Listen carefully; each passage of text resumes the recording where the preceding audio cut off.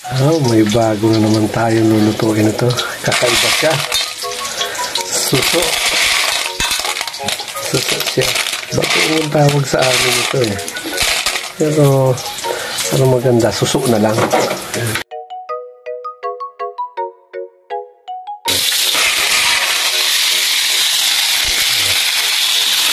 Tak-tak na natin yun.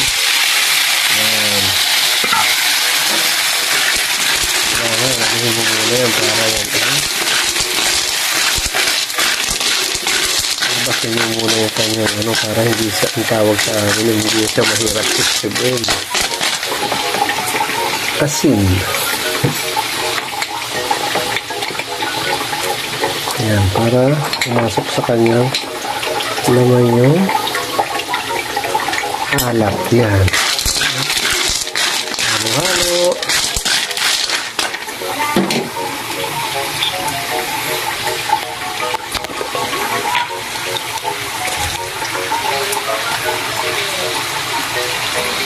Halo lang muna natin yan. Yan. Halo-halo. Ayan natin siya lalagyan ng takpan natin siya muna. Okay. Ayan, kumukulo na siya. Sarili niyang yan. Sarili niyang sabaw yan. Wala na siya. Ayan. Tapos, lagyan natin na siya ng unang gata. Ayan o. Oh. Ay, sarap yan. Lalo na kung may laing yan. May walang laing tayo. Kumana yan. Takpan ulit natin. Aragoy! Aragoy!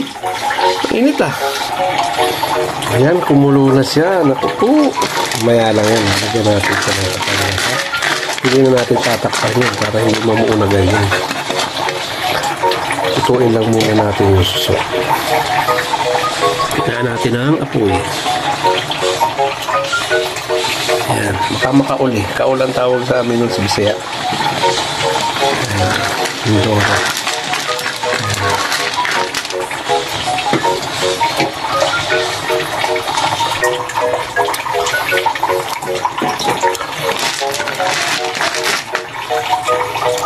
Yan, tingin ko pwede na. Kasi nangitim na yung kawali ko eh. Yung udugot ng kawali ko. Lagay na natin yung gatang malupit. Yan o. Yun. Ay, nako.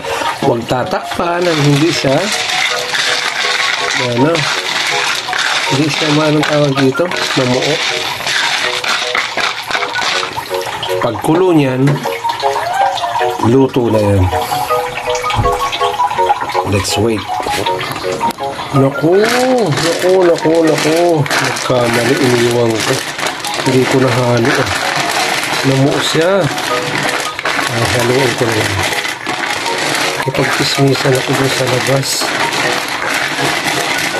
May bagong bata doon na. Makulit. Hindi na tayo makakagawa ng ganito. May makulit na bata rin dumalaw dito. Iniwan ko siya. Ayun, okay na ulit.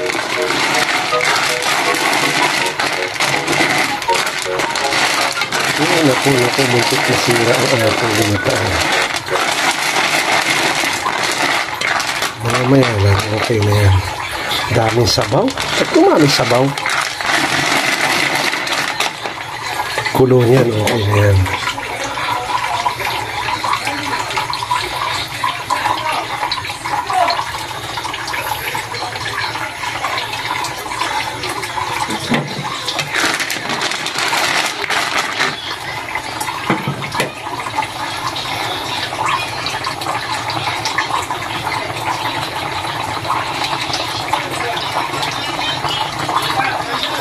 Hinaan natin ang apoy. Iluto na lang natin yung gata. Okay na yan. Ilang minuto pa. Huli na natin yan. Yan. Paraan ng ilang minuto. Okay na to. Okay na niya. Dito na agad yung manghihingi.